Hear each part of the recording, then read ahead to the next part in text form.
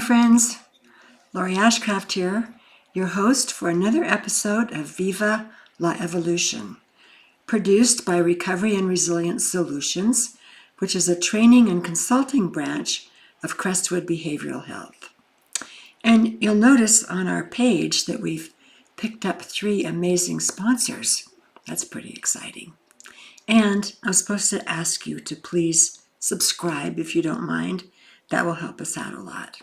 So, and if you punch on the little bell by subscribe, it'll tell you when we have a new episode up. So, there, that might be good.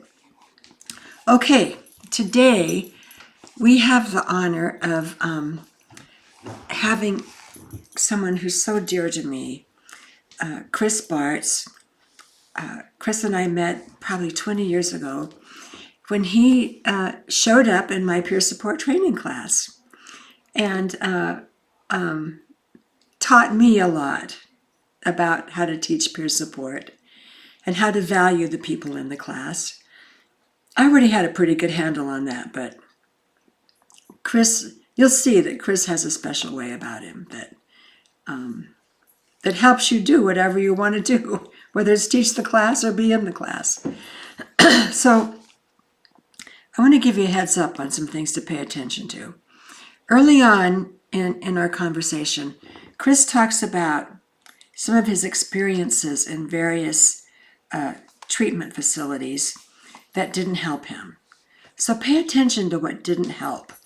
And then he talks about things that did help. So pay attention to what things did help. I have some notes here. I want to make sure I tell you all of them. And then we also talk about the importance of holding the hope for people, because often the people we see don't have any hope or very little bit of it. And our job becomes one of holding the hope for them until they can hold it for themselves.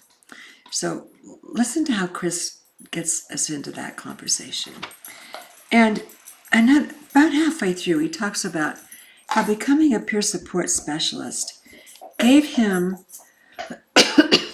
a way to look back on his past and to not just see it as a bunch of broken experiences, but as learning experiences that he can now use in his peer support work. So suddenly all those tragic, and you'll hear some tragic things with Chris's story, those tragic, unfortunate things that happen to us suddenly become insights and tools that we can use in our own work. I know a lot of peers say that, but Chris does a really good job of explaining that. And then near the end, Chris talks about a lapse he had. And there's a difference between a lapse and a relapse. So he had a lapse. And how he was able to use that lapse as, I'm going to say, a foothold into his next learning experience and the next chapter of his work and his life. So those are, you'll hear a lot of other things too, but I just wanted you to kind of look for those things because they mean so much to people doing this work. So, okay, here we go. Let's talk to Chris. Well, Chris, so lovely to see you again. It's great to see you too, Lori. We haven't seen each other for a long time. Been a very long time. But I remember when we first met, you wandered into my peer support training class. And tell us how you got there. Well, I got there on the backside of about 20 years of cycling in and out of homelessness and incarcerations. I had gone through several different treatment programs. I had was kind of at a place in my life where I pretty much felt as though that I didn't really have much hope and didn't know what the future was going to look like. Well, you had a lot of trauma early on, as I recall. Yeah, So, yes, no wonder you I wanted. had Yeah, I was a skinny little redheaded kid when I was younger, which made me stick out as a sore thumb. My mother, had divorced my father, who was a pretty bad alcoholic when I was two, and he wasn't around and much help financially. And so my mom was working really hard trying to put herself through school and working. And as a result, um, we were living in downtown Denver, and I was going to school as a minority, which also made me stick out as a sore thumb. And had gone through. Go ahead. I'm I just sorry. turned the light on a little bit. Go Oh, ahead. okay. Um, yeah, I remember really having a hard time fitting in school. I was being bullied a lot, and always wondering, what my father was up to and who he was and why he wasn't in my life or didn't really seem to be, want to be a part of my life. And then I had the chance opportunity to meet with him when I was around 12, I believe it was. I don't know how that happened, how I got reconnected with him, but I went out to live with him for a summer, and he was remarried and she had a child that she brought into their marriage. And it seemed like things were going really well for a period of time, and it seemed like he was kind of making, up for lost ground, so to speak. And about 3 months after being there, he invited me to stay for the school year, which I did. Um, I was having a lot of trouble in school up to that point and didn't really know why. I was having trouble staying organized. I couldn't stay on task. I couldn't focus. A lot of what we see in ADHD today, Yeah. and didn't know it. And so when my grades started to slide, the abuse started. He's very verbally and emotionally and mentally abusive for the period of about a year when I was there. And I didn't really fit into their family unit. I know that his wife and his kid were, saw me as kind of a threat, and they, at every chance they had, they did things that really did not set well with my dad, and I ended up taking the blame for it. So it was a pretty rough year. Um, and then when the year ended, I went back to live with my mom, who had remarried. And that was kind of a transition for me, trying to now navigate that space with, my mom, who'd just been just my mom and I all those years. And then 6 months after that, we moved to California, and I had an invitation to come see a childhood friend of mine that I hadn't seen since we lived in Colorado, and went down to stay with him and his uncle, who was stationed on an army base there. How And old were you then, Chris? I was 13 at the time. 13, yeah. Yeah. Tough age to be bounced around like that. Yeah. And so I went down there to stay for the weekend, and we had gone to, it looked like it was some kind of like maybe a day center, and it had like an indoor pool and jacuzzi and different things there. And I remember I was sitting in the jacuzzi with his uncle and his uncle's friends and some ladies that were there. And I remember feeling how awesome that was, to feel like I was being accepted. And Mhm. here, this older group of people, why would they have this younger kid that was hanging out with them? My childhood friend was not there. And I felt accepted. And they took out cocaine, and there was alcohol there. And they gave me cocaine and alcohol at 13. Mhm. And I remember that feeling that I got was something it was just incredible. It took away all of those worries and all of that pain from the past, and everything. It was just a sanctuary for me, and I was on cloud nine. And then as the evening progressed, um, I was continued to be provided alcohol. And at one point I had passed out, and I woke up in the middle of the night, and I was being sexually assaulted. And I remember I sprung up, and I was in a strange place. I didn't know where I was, and I didn't know what had happened, how I had gotten there. And I ran for the nearest door I could find, and I locked myself in there. And I remember that I remember, from not fitting in, and then also the stuff that had happened with my father, and then trying to fit into different environments and all those kinds of different things along the way. I remember feeling somewhat troubled and kind of, feeling as though that my outlook on life had changed to a degree. But after that had occurred, it was like my whole world changed. My whole outlook on Yeah. life and people and just everything. It changed. I just want to interject something. Being sexually abused or assaulted changes us forever. If people knew what they did to us when they did it, Yeah. I don't think they'd ever do it, because we never get over it. I have never gotten over it. Yeah. I mean, I operate over the top of it, probably like you do. Yeah. And when I talk to other peers, I would say 80% of us have had this experience. Yeah. It Yep. just it's part of what takes us down.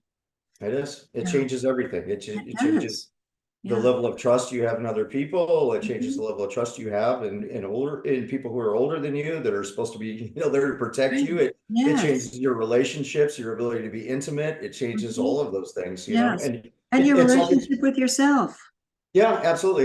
Yeah. It's almost like somebody put, a new lens in front of you to see the world through, Yeah. and Yes. Yes. that Yes. innocence, it disappears. It kills it, Mhm. Yeah. So I had, uh, I, I really just became full of self-hatred at that point. I think that was the beginning of my Yeah. self-hatred, and Mhm.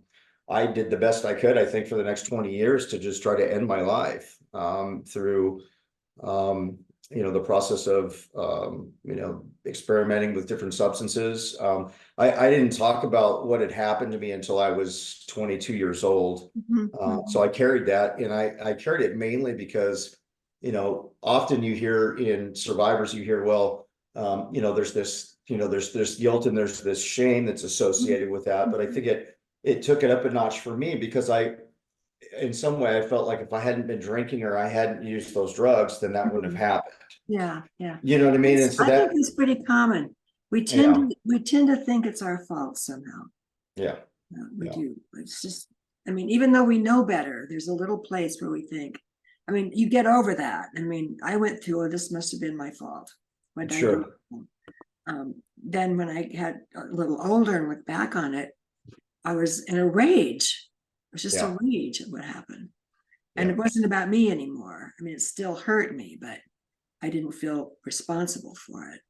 right, It right. sounds like you too. It's got to a point where, wait a minute, I was I wasn't my fault I was drinking and doing cocaine. Yeah, I was a child. Yeah, yeah. Yeah. So, yeah, and what I the important part about how I felt when I used the cocaine and alcohol, that moment where it really kind of took me away from anything I had felt previously, was what I ended up remembering somewhere along the way and started to chase after, because that's kind of how I filled that void, got away from that pain, and Yeah, distanced myself from, what was going on inside me, yeah. and the result was I was hospitalized at 16 for cocaine dependency and depression. Mhm. Um, I think I managed to string together a couple of weeks, and then I was back into it again. I eventually found, my drug of choice became methamphetamines. And I left home at about 16, 17 years old, and lived on the streets, and was witness to a lot of things that people shouldn't have to see. Um, Mhm. as I went through that process, I picked up a charge when I was 18 years old. Shortly after my 18th birthday, I picked up a charge, and I spent some time locked up. It was about the period about a year and a half. Um, Actually, I picked up several charges along the way, but nothing that was major. It was that was actually, major enough to land me in jail for the period of a year and a half. And then I was discharged to a long-term treatment program. Which, Lori, you and I have had that conversation before about what that program was like. It's very interesting behavioral modification, wear signs around your neck and humiliate you, and go sit on a log while people talked about you, and all these different kinds of things. That was my introduction to recovery. In fact, it was, I that was a remember just being heartsick when you first told me about that. Yeah, well, and I remember, the orientation, there was about 30 people in the room, and a gentleman walked in, he had a southern drawl, and he introduced himself as Glenn. I don't remember his last name, whatever, not important, but he said, I'm Glenn so and so, and I know who you are. You're all a bunch of liars, cheats, and thieves. And that's how it started. Very straight-faced.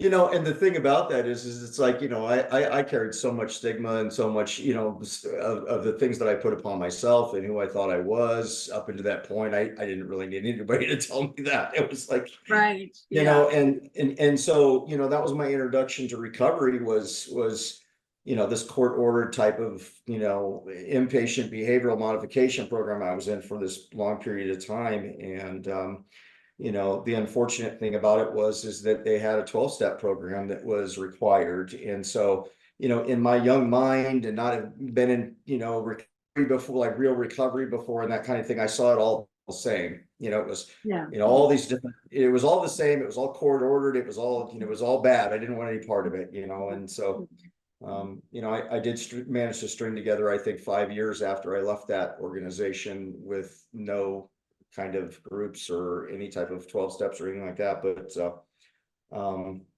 yeah, so there was I think that it was about 8 or 9 years after that I was working at I was working in property management as a maintenance supervisor. I had gone through a bad relationship, and as a result of that, I had a relapse. And I met a lady who became a leasing agent at the same property. And I was, like I said, I was actually in a relapse, and I was not looking for any kind of relationship, and I knew I was not healthy, and I was not about to drag anybody into that. And she continued to ask me out over and over and over and over. She asked me out, I think, 4 times, and on the 5th time I said, well, what's the hurt? Maybe I can go have a beer and we can have some time together and hang out and that kind of thing. And then we ended up really liking each other. And one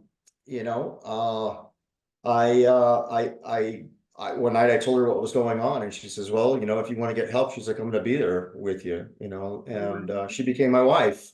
She became my wife, that I'm still married to today. But what was important about that, I think that those details was, after I had shared with her what was going on, I lost that job.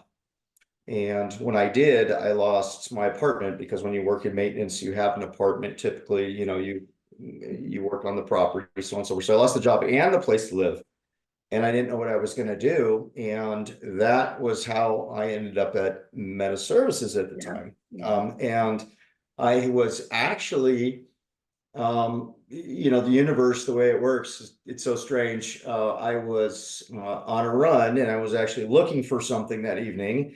And I met a young lady that used to be a peer support worker at Meta Services, and she was telling me about it, and I was in total disbelief, because that was not my experience, right? That was my experience was go hang a sign around your neck because you walked on the grass, and sit out in front of a courtyard where everybody kind of walked by and laughed and snickered at you and things like that. And did things to continuously reinforce the belief that I was no good, and all that. So that was my experience. So when she told me about Meta Services, I just thought, like, this is, I don't believe this for a second. It's just absolutely not. But I went down and I gave it a shot, right? I went down there for an orientation for one of the programs that was there at the time for people that were homeless and struggling with you know all about that because you had spent quite a bit of time being homeless, as I recall. Yes, I did. I was homeless in California for a stretch. I was homeless in Colorado. I've been homeless in Arizona. Yeah, that was something I knew quite a bit about, and of course was still active in my addiction at the time. Mhm. And so I went down for a an orientation, and I remember they were trying to get me to fill out a piece of paperwork for it was a release of information to be put into this homeless management information system, which is just a system that basically kind of tracks people's kind of migration through homelessness and the different shelters and things like that. But I was in kind of a state of mind where I felt as though that the government knew enough about me already, and I wasn't going to participate in that. And I, I said no, thank you, and I left for like 2 weeks, and then I came back, and then I did the orientation, and I guess it was just the timing of it was just such that I came in through that homeless program, and I believe I was in their intensive outpatient for about the period of about 90 days. It might have been a little bit longer than that. And I was staying at a halfway house at the time, and I had this really beat up old truck, and I was so blown over by the whole idea of peer support and the whole idea of meeting people right where they're at, and then helping to build supports through the process of that relationship, and focusing on all of the strengths and the well parts of people. It was something that took a while, because I didn't believe any of that about myself. I didn't know what my strengths were. I didn't know, I mean, I was buried beneath all of these different labels, homeless and junkie and all these different kinds of things. Yeah. And but people continued to see things in me that I didn't see, and the more they held that up to me, then the more I started to believe it, and then the more I started to believe it, then the more I transformed, and I was able to kind of almost divorce or kind of distance myself from the way I used to believe, I about who I was. remember, I remember when you came into peer support training. I think we had about 20 people in that class. Yeah. Um, uh, I mean, they were all great. They were all wonderful. But you did stick out to me. It was like, here's someone who's very bright, doesn't know it, but is very bright, and gets this stuff. And I didn't know your whole background at the time, because we didn't really care about that sort of thing. We didn't screen people or, even worry too much about whether you were sober or not, Right. because we knew that if we could be with you in a certain way, you could see things differently. And it didn't, why would we kick you out for that? Right. And I remember at the end of so I don't know too much about you. I'm just coming by what I see in the class. And I remember at the end of the class, I don't know why I remember this. I forget a lot of stuff, but I remember this. I remember just looking at you and saying, I'm so glad you're in this class. You really make a difference. And you were like, you mean me? Yeah. Yeah. Yeah. Yeah, I just felt, Lori, to me, it just felt like it just sense that the approach with people, just it was the thing that had been missing all along, and I think it's been missing for so many different people. Oh, yes. To be able to see people for who they are, and look past all of those different things, and be able to like hold their strengths up to them, Yes. long enough for them to actually believe those things about themselves, because it's Yes. it's how we think and how we perceive. I mean, that's who we are, right? And so if that's all I see is all of the negative, and I see all my deficits all the time, then that's kind of where that keeps me stuck, and it keeps me Yes. it is down in that, and sick, and then you behave how you think, right? So I mean, Yes. it's Well, so, remember, we always said, I'm going to hold the hope for you until you can hold it for yourself. yeah, yeah, yeah, That's yeah. what we learn to do. We all Yes. learn to do that with each other. Right. Yeah. So yeah, I was so thankful, and I had so much gratitude, and I believed in it so much. I used to fill up that beat up old truck full of people from the halfway house and bring them down there every day. I remember that truck. I remember even saying to you, Chris, maybe after you get a few paychecks, you could get another truck. Because it was like two trucks stuck together, wasn't it? Like someone had gone to the junkyard and put, you think it was born that way? I mean, No, it wasn't quite two trucks put together. It was just an old Toyota truck, and it had been, through a lot. yes. It had been through a lot. The So yeah, windows it were was, broken out. yeah. Yeah, it was barely running. So, it was a luxury truck at its time, but it was not after, all those years and all those different circumstances. Yeah. So, but yeah, I was very encouraged by my own transformation, and I wanted to be able to provide that opportunity to other people. And so I went through the peer employment training, and I graduated about 8 months into the housing program, and I actually left and started working back in the trades again. I know, and I tried to get you to come back. I know you did. I remember saying, Chris, do you have health insurance on that job? I was pulling out everything I could come up with. Well, yeah, and you had known too at the time that my wife and I weren't married at the time, but we were blessed with a child 4 months into my recovery, which was a very quick amount of time to have a child on the way, and that. So I think I appreciate you looking out in the way that you were.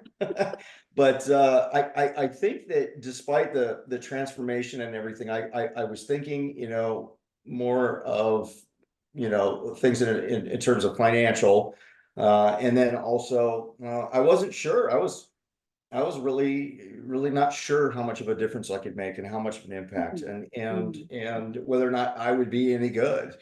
I think so, and so I've said it before. I'm pretty grateful that when I went to go work back in the trades, I had the owner of the company was just a very difficult man to work for. He made things very, very uncomfortable, and I appreciate the fact that he did, because it it brought up this. It also, so not only was it very uncomfortable, and I didn't really want to continue to do that, the work with him, but there was also something that was nagging at me, and it was I wasn't being fulfilled. I didn't feel like I was doing anything meaningful, because we were just ripping out ACs and putting new ones in, and so on and so forth, and that just was. It's also in an environment where people are not really in the place to look at themselves and continue to want to grow. And it's construction, which is a meaningful job, to some people, but for me it wasn't what I wanted to continue to do. It's something I had done for a long period of time. So yeah, I called and did an interview, and I started off in direct care. In the program that I went through, the program for people who were homeless, and Another chance program. well, it was a program very similar. I started off in community building. Okay, community building. So both still under that housing umbrella, and both housing programs and that kind of thing. And I worked alongside with the folks in another chance that I had been receiving services from previously.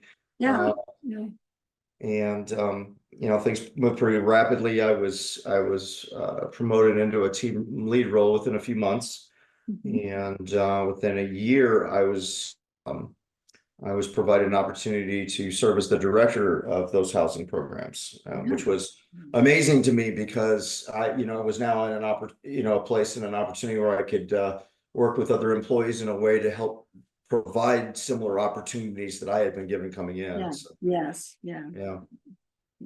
Yeah. That's a wonderful ladder of hope that gets built. Absolutely. So within just a few months, you graduated from, well, let's go back. Within just a few months, you were a person being served in the program. You went through peer support. You got a job at kind of a beginning level, and then you're running the program. What would you say, within a year? Yeah. It was about a year. Yeah. That's wonderful. Yeah. So when I think I was just after my 42nd birthday, I was diagnosed with COPD and a precancerous condition. I had, this is more than likely all the years are now catching up with me, right? Of all the substance and everything else, the alcohol and all that. And so, by chance, the universe once again put somebody in front of me who I became friends with, and he was telling me about this obstacle course racing, and I've never been a runner. And when I was younger, it was always in the gym to try to look better and this and that, and I wasn't in that place anymore in my life. And I thought, you know what, this might be a really cool thing to get into. And so I started running, and I went from barely being able to run a half mile to running a 15K in like 3 months, and then doing these events all over the place. And it's just been an amazing adventure. It's become kind of a way of life, and I've got my family into it. My kids do it with me, and Uh-huh. it's crawling through mud and under barbed wire and rope climbs and monkey bars and the whole thing. And Oh, I've done 13 half marathons in Telluride, and I've done them at Big Bear. I've done them at Breckenridge, Colorado, just all over the place, these events. And so that's been another way to try to push myself and just mhm. really dig down and find out where my grit is, and do hard things, Yeah, because a lot of the things I've done in my life I didn't ever thought I would be able to do. And so this has just been yeah, one yeah. One more more level, thing. I Yeah, think, yeah, yeah. so So I know there was a point at which you felt like you'd kind of hit the ceiling at the employment place you were, and you changed jobs. yeah. Sounded like a wonderful opportunity. Can you speak a little bit about that? Yeah, so I was offered an opportunity to I at the position I held in the previous organization. I had been there for 16 years. And I was hungry for change, and I was feeling somewhat stagnant, and looking for a new challenge. And um, I wasn't looking that hard, but I had somebody I'd worked with in the past who years ago we were I remember we were in a lunchroom together, and we were talking about working with people who were in the justice system. And he and I had both spent time in the justice system, and we were dreaming up an organization that would be able to serve people who were on state and federal parole, and being able to give them another chance. I've worked with the homeless, worked with people with mental health, in the SMI system, co-occurring challenges, and all that. And that was always a population I wanted to work with. And so we were kind of dreaming that up. And he kind of came out of nowhere and was like, "Hey, I have this opportunity for you. I want you to come be the chief operating officer for my company." And he had, the company had been around for about 5 years. And so that meant me coming there to try to help build in some infrastructure. It wasn't something they were paying attention to while they were trying to, busy growing the company. Mhm, That mhm, was their focus. So they needed somebody to come in and really put some structure in. mhm, And so that was, I was responsible for 2 BHRFs and 8 sober living homes for people that were on parole, mhm, both state and federal parole. So we would get folks in, and they would do IOP services in one of the 2 BHRFs that we had, and then they would transition over to the sober living. mhm. And while I was there, So say what those initials mean, because we don't know. that is behavioral health residential facility. Okay. Okay. Yeah, so there were licensed two licensed facilities. Okay. Yeah. Yeah, yeah, for SU treatment. Yeah. Yeah. Okay. Um, so while I was there, I was really looking. I kind of take a 360 evaluation of everything that was going on within the company, from when people were coming in to become employed. There wasn't an orientation process that was involved, so I built out their employee orientation and all of their training. I helped develop their HR department, brought ADP online to all of the employees, which was a very interesting process. Had not done that before. Brought benefits to the company for employees. I had built out their quality and compliance department. At the time, they were doing some things with quality and compliance, but it really didn't have kind of the depth that it really needed to have. So created some QA/QI committees, and yeah, it was an interesting opportunity. Unfortunately, 8 months into the position, the state of Arizona came in and they cut the reimbursement rates for the IOP program, or for the IOP services. Hmm. And when they did, he lost a third of his revenue, and I was out the door. It wasn't something he could sustain financially anymore. So Last in, first out. yeah. And I took that really, I mean, I understood, right? But I took that really hard because it wasn't an easy decision to leave the other company. I'd been there 16 years. I grew up there. I really did, and it was the company that, that I always saw it was that mission and that philosophy that actually saved my life, and really or gave me a new one, so Yeah, to speak, yeah, right? yeah. Because of what I had accomplished from homelessness to this role that I had, and Mhm. so that was really hard. And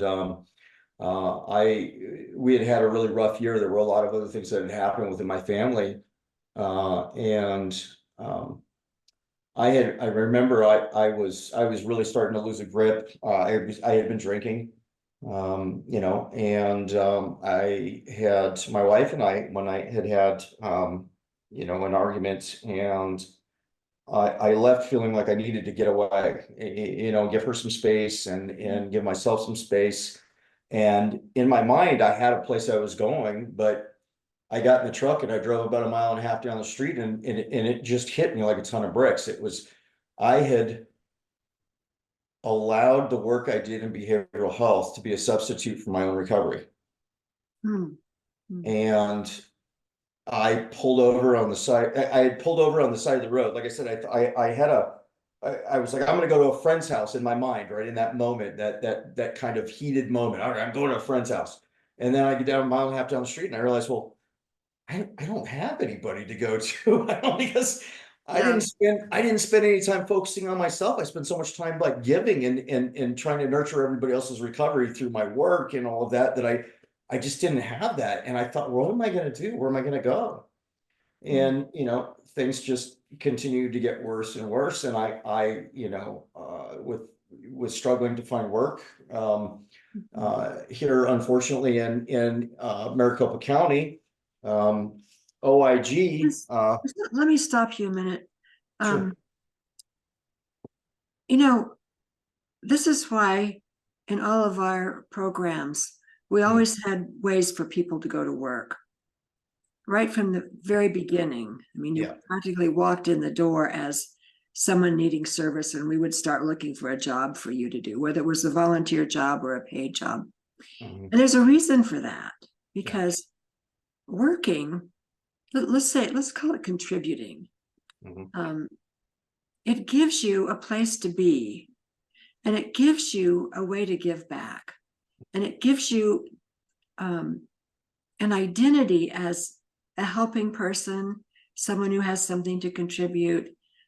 You're needed and you're wanted. Work is incredibly therapeutic and important.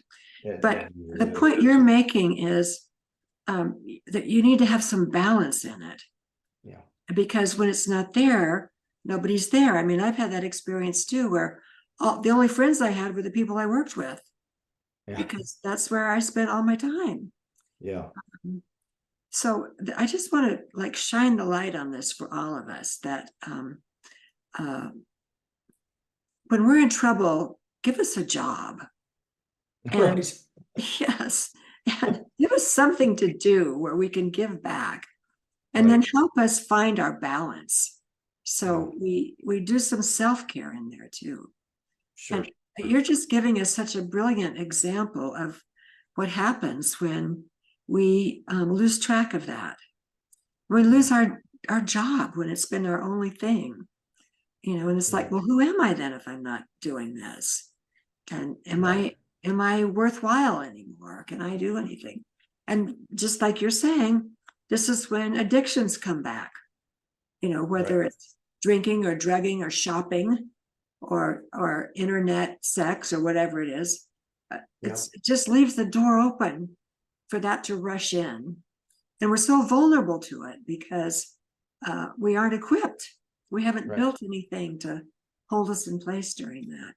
So thank you for sharing that. That's just an incredible story that we all need to pay attention to and take home to ourselves. Yeah. Well, and I appreciate you saying that, Lori. And I think the other thing too that I'll just add to that is that, I think that anytime anybody loses their job or, something that's been part of their career, regardless, people that don't identify with having mental health or any other type of, that kind of thing. I mean, the statistics, there's a lot of people that end their lives after that, and I was in that place for a period of time where, I was really struggling to see any kind of light or have any kind of hope, and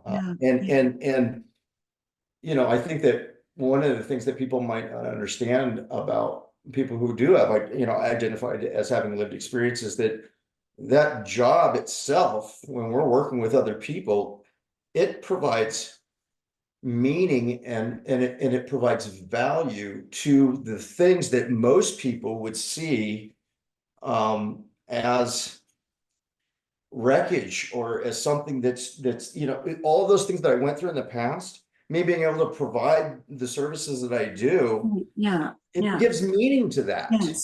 You know what I mean? And if I'm not doing that, then it feels like something that's happened to me in my past. You know what I mean? And it doesn't. Yes. It's where you're more of a victim instead of looking back and saying, I can see why this stuff happened to me because I needed to know that so I could put a voice to it and help other people understand it and help other people come out of it.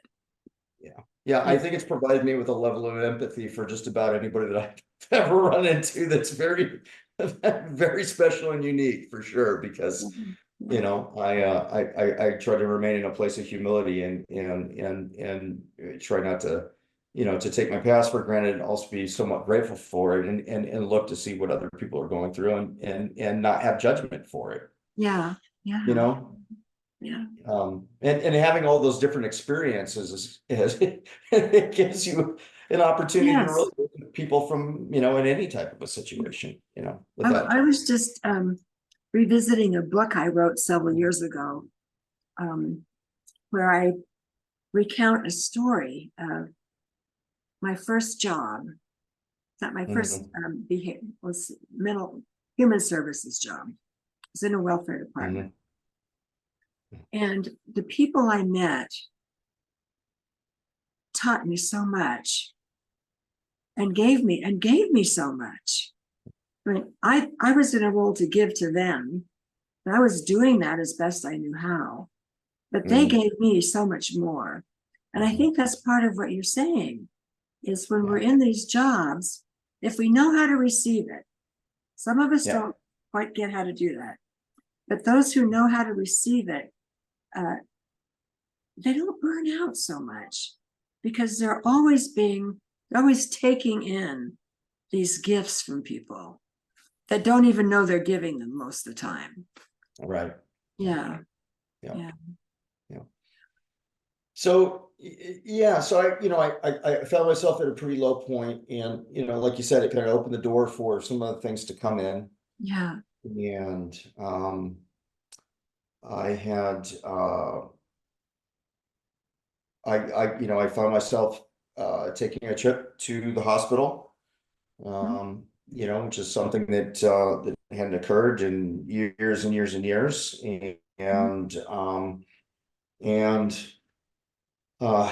after leaving the hospital, I had that whole experience going into the hospital really turned out to be, I think, a spiritual awakening for me. And it was really transformative in the sense that I was given back reasons to live, and for me to and it helped me remember those reasons, right? And it really came down to Yeah, uh, yeah, my family, yeah. really more than anything. I've got two little girls, Mhm. one 11 and one 17. One of them was, about to graduate high school, and the other one, and my wife, who stuck through all these Yeah, years, yeah, that I can't just give up on, that I can't, I mean, first and foremost, I can't give up on myself. I've just been through so much, yeah, and I want to continue to keep yeah, going. But also for them, um, it's it's different today, because back then when things were going on, when I first, stepped into recovery, it was really just kind of me, yeah, and now yeah, I've got this family, and it's, here we are yeah, all these years later, and that's something that's just, just so important to me, is that, yeah, yeah, yeah, yeah. so. I think it was 2 or 3 interviews ago, podcasts ago.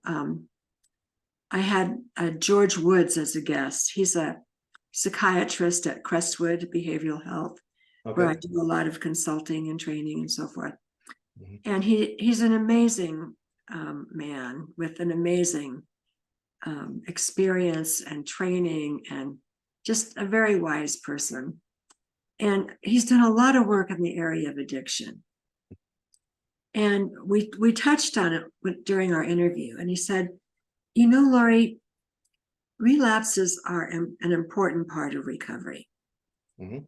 Um, because every time we slip off a little bit, if we've learned to use that, we come back stronger and wiser Mhm. and more capable to stay on the planet.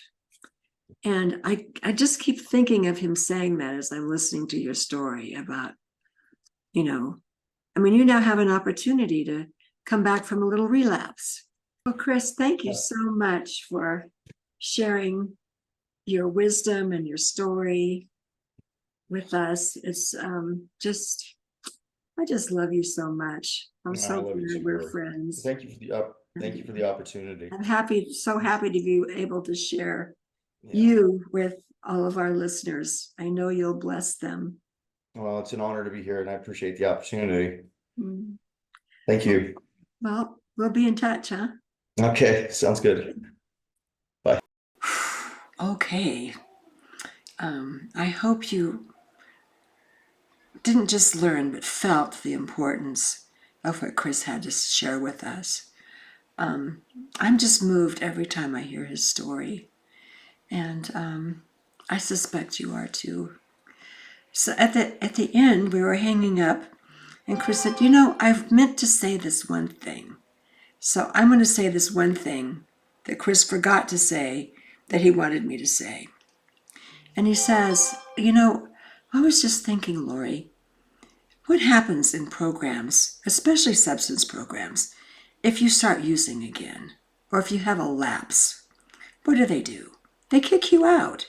They kick you out at the time when you need them the most.